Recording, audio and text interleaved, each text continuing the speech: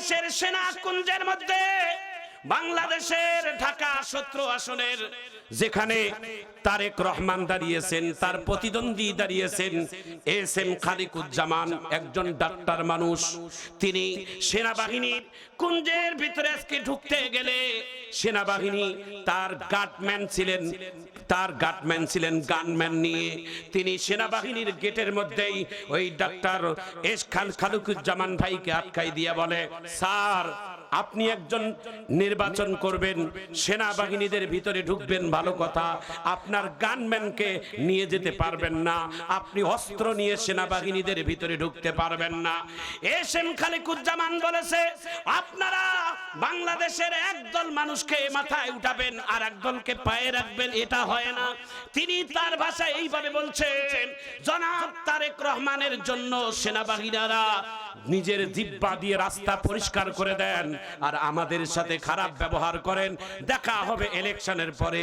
এই কথাটা ইউটিউবে ইন্টারনেটে এখন ভাইরাল, সমালোচনার ঝড় বইতেছে। সেনাবাহিনী হচ্ছেন বাংলাদেশের একটা স্পেশাল বিশ্বস্ত বাহিনী।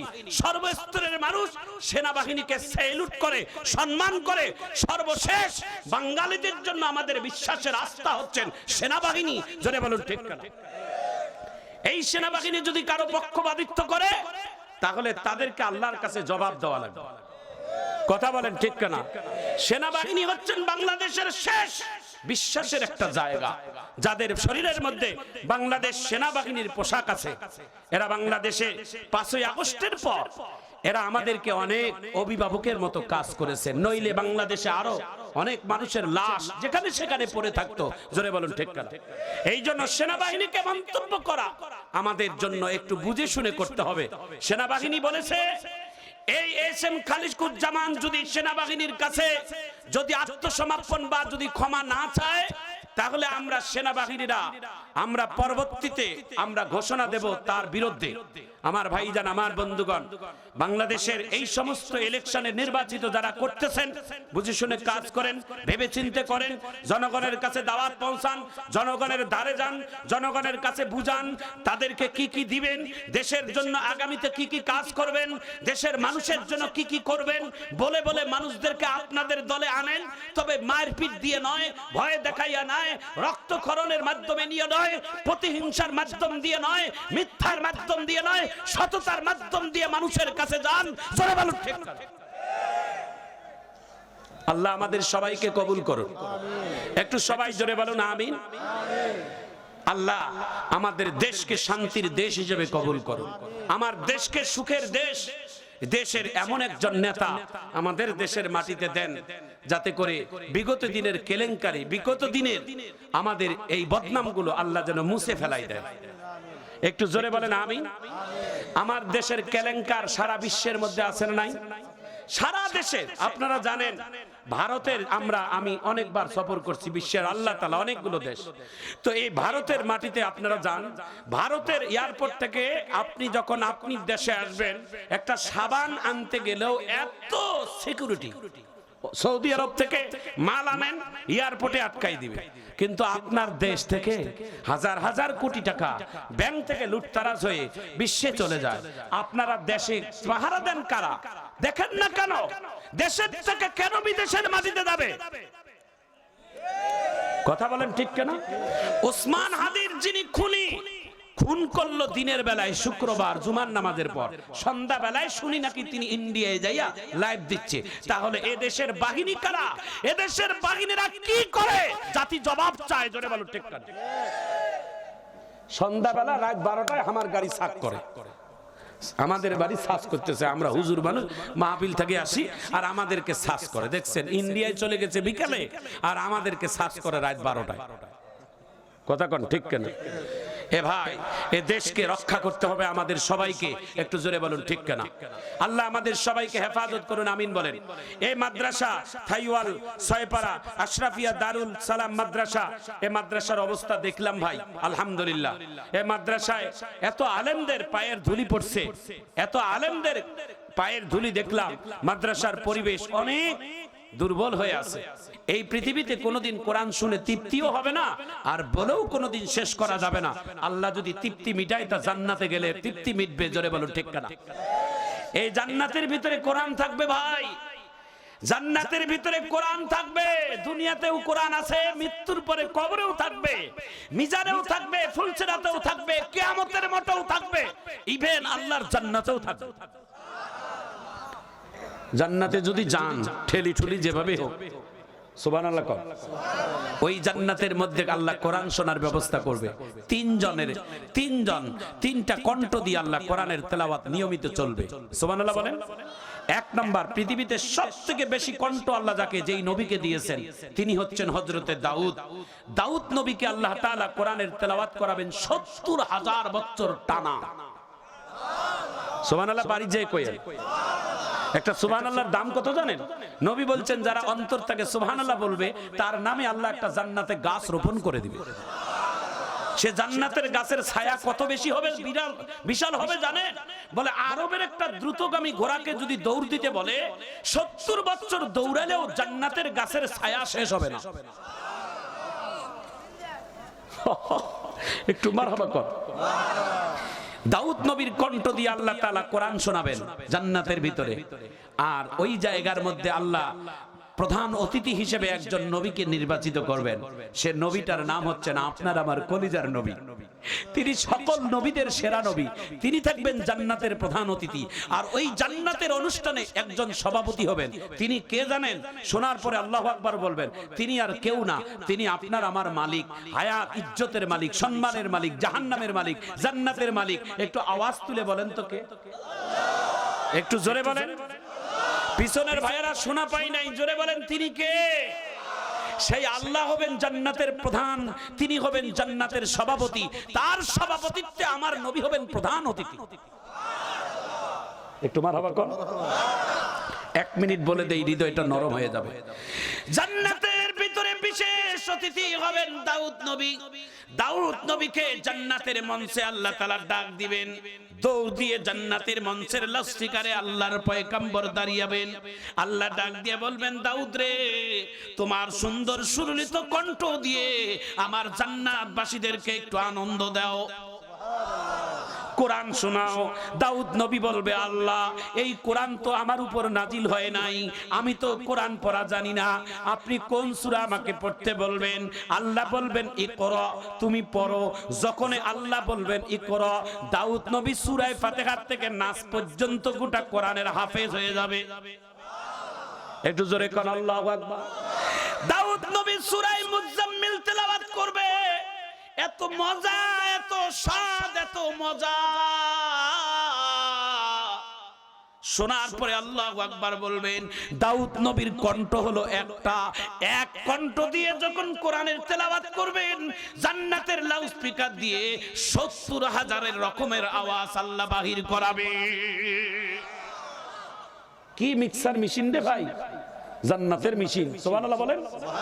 ৭০,০০০ রকমের আওয়াজ জান্নাতীদের কণ্ঠে বাজবে। একটু সুবহানাল্লাহ বলেন।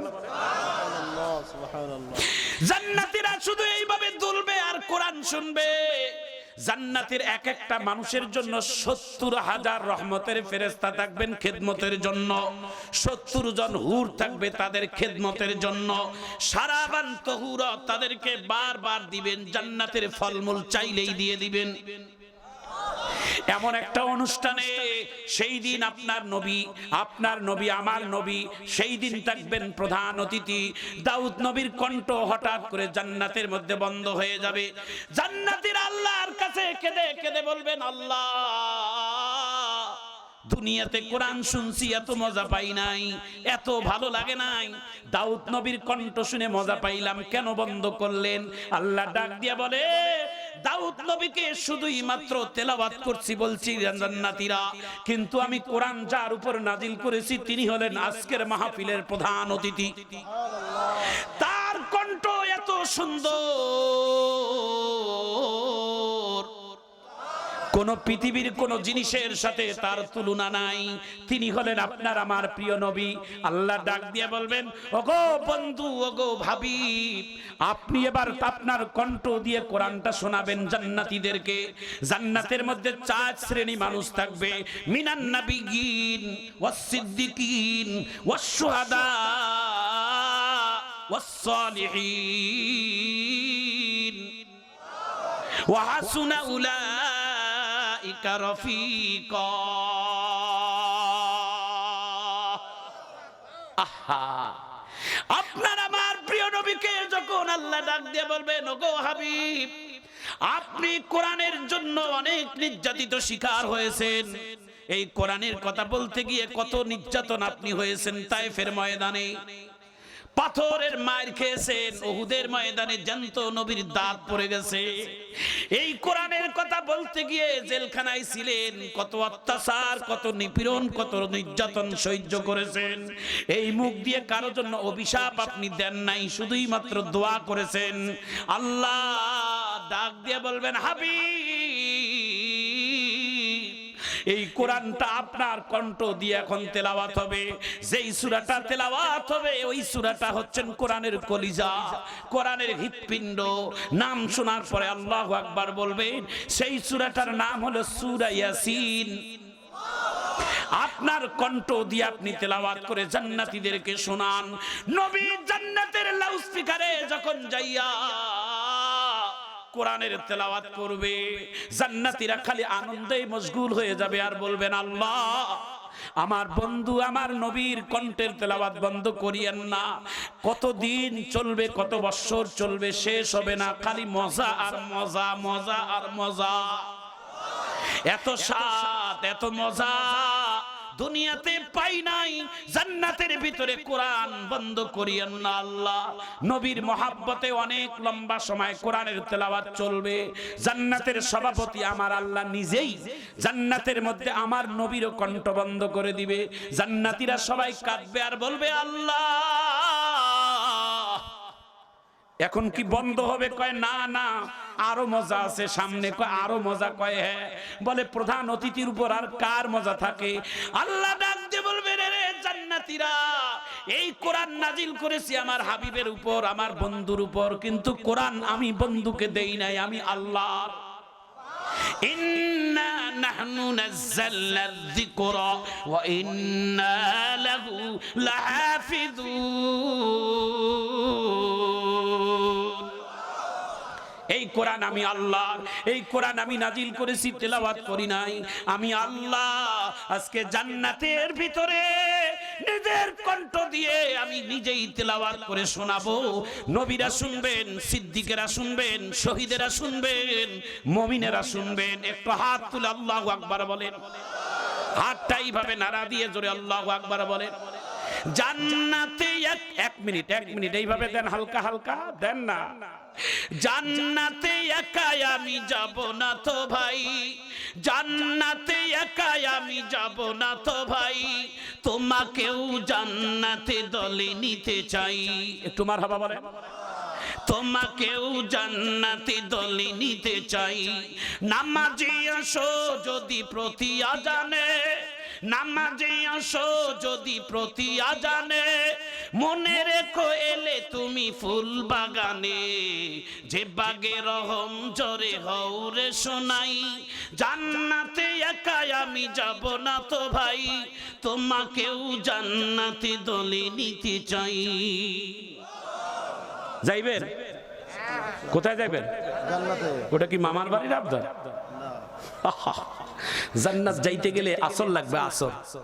জান্নাত মাঝখানে, একদিকে আগুন, একদিকে কাটা, একদিকে পানি, একদিকে বাঘ ভাল্লুক। ওদের মুখের উপর দিয়ে আসতে হবে, কাটার উপর দিয়ে আসতে হবে, আগুনের উপর দিয়ে আসতে হবে, পানির উপর সাঁতার কেটে আসতে হবে। আসর লাগবে, আসর। চিৎকার দিয়ে জোরে বলুন ঠিক না? কি বুঝাবো আপনাদেরকে, বুঝার ভাষা নেই। ভাইজান আমার, বন্ধুগণ আমার, শেষ কথাটা শেষবারের মতো বলে দিয়ে যাই। ক্ষমতা এমন একটা জিনিস, ক্ষমতার অপব্যবহার করবেন না, আল্লাহর কাছে জবাব দেওয়া লাগবে। একটু চিৎকার দিয়ে জোরে বলুন ঠিক।